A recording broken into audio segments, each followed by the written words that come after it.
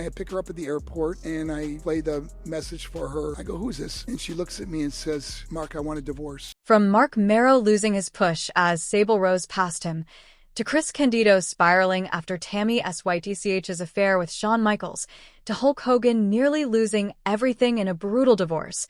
These are the WWE wrestlers whose careers were torn apart by the women they love. We begin with Chris Candido and Tammy Sytch, because nothing else on this list comes close to the devastation that unfolded across 15 years of one man's life. Candido and Tammy met as teenagers at Red Bank Catholic High School in New Jersey around 1990. He had been obsessed with professional wrestling for as long as he could remember. She was sitting in the front row at a local independent wrestling show when he first noticed her. From the moment they started dating, they became inseparable, though their relationship never truly seemed healthy. By 1995, they had entered World Wrestling Federation as the Body Donnas, and Sunny quickly became one of the most recognizable female personalities in wrestling. Her popularity during the early days of the internet, before streaming, before social media, before any of it, became a genuine cultural phenomenon. Candido, meanwhile, was an outstanding technical wrestler whose talent was never in question. But he was already beginning to fade into the background behind the woman he loved. Then the backstage reality hit in full force. Sunny's prolonged affair with Shawn Michaels created a level of tension in the locker room that poisoned everything around Candido. The Clique, the most powerful backstage political force in WWF at the time, allegedly treated his situation as entertainment. He knew what was happening, and he stayed anyway. Multiple other affairs followed. Drug and alcohol issues on both sides grew worse. Sunny brought those substance problems into World Championship Wrestling, and both of them were released almost immediately after signing. Paul Heyman later brought them into Extreme Championship Wrestling, giving them office roles while the company itself struggled financially. Candido always came back to her. His peers said unanimously that his deepest addiction was never to any substance, it was to Tammy. In 2005, Candido finally made it back. A return to total nonstop action wrestling looked like a genuine second chance. But just days after his debut, he broke his leg in the ring. He underwent surgery, developed pneumonia in the hospital, and on April 28, 2005, Chris Candido died. He was only 33 years old. His brother, Johnny Candido, didn't search for diplomatic language when he spoke about it years later. Tammy Sytch, he said, had ruined Chris's life in many ways. Her later legal troubles, including imprisonment, only reinforced what the wrestling world had already known for years. Chris Candido was one of the most talented performers of his generation, and he spent the most important years of his career loving someone who cost him everything. Candido's story may be wrestling's greatest tragedy. But the next man on this list didn't lose his life. He lost his career, his momentum, and the woman he loved, all at the hands of the same person, in the most public way possible. Mark Mero knew exactly what it felt like to walk into a room and be the second most famous person there, and that person was his wife. Mero had built his name in WCW as Johnny B. Bad before signing with WWF in 1996, bringing Rena Sable Mero with him as his valet. The role was never supposed to be anything more than a supporting piece to his character. Nobody expected what happened next. Sable became a phenomenon. Her look, her camera presence, and her timing during an era when WWE was pushing boundaries turned her into one of the biggest personalities of the entire Attitude Era. While that was great for WWF's business, it was quietly destroying Mark Mero's place on the card in real time. The on-screen tension between them eventually became a storyline, and in 1998 it led to one of the most publicly humiliating moments of his career. Sable powerbombed him on Raw in what became known as the Sable Bomb. The crowd loved it. Stone Cold Steve Austin reportedly saw what had happened and made it clear he had no interest in feuding with a man who had just been beaten up by a woman on national television, effectively killing planned Intercontinental Championship programs that had been in the pipeline for Mero. His $350,000 per year contract couldn't save him. WWF released him in 1999, then the personal heartbreak began. While Mero stayed home as a full-time father raising their daughter, Sable returned to life on the road after their $110 million harassment lawsuit against WWE was settled. The nightly phone calls home became less frequent. Then, one night, they stopped entirely. Mero called her phone to delete a voicemail he had left, and instead found himself listening to a message from another man. I pick her up at the airport and I play the message for her. I go, "Who's this?" And she looks at me and says, "Mark, I want a divorce." She moved out. She took Mariah with her.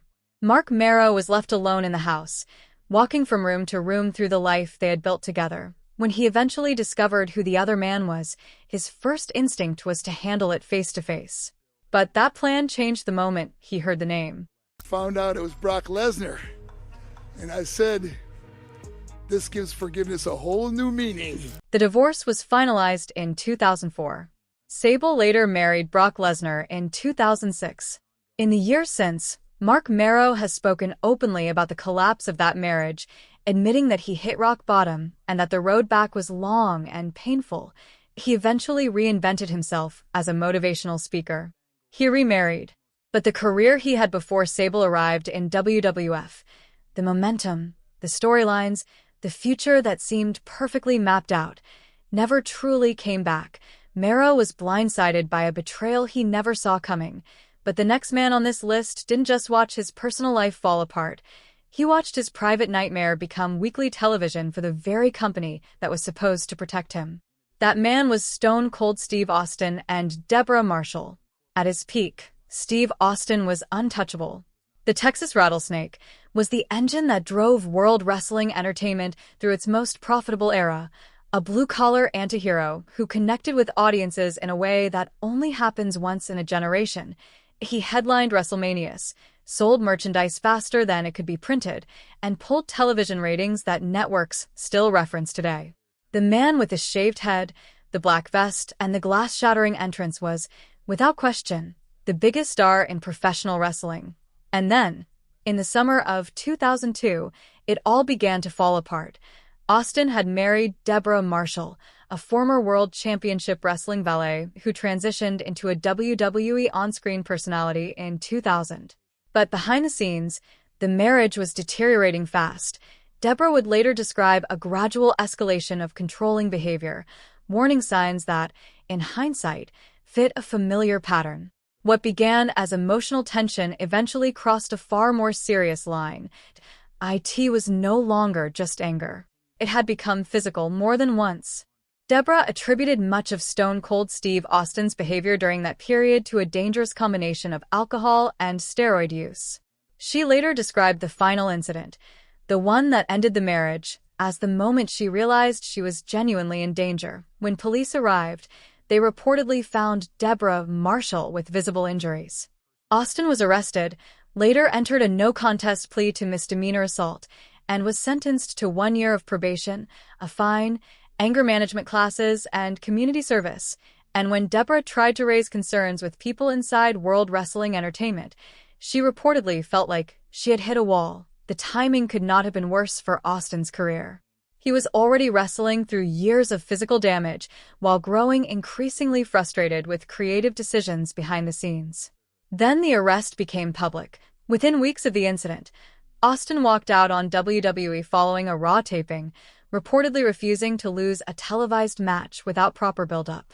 The walkout instantly became one of the most talked-about moments in his professional relationship with the company.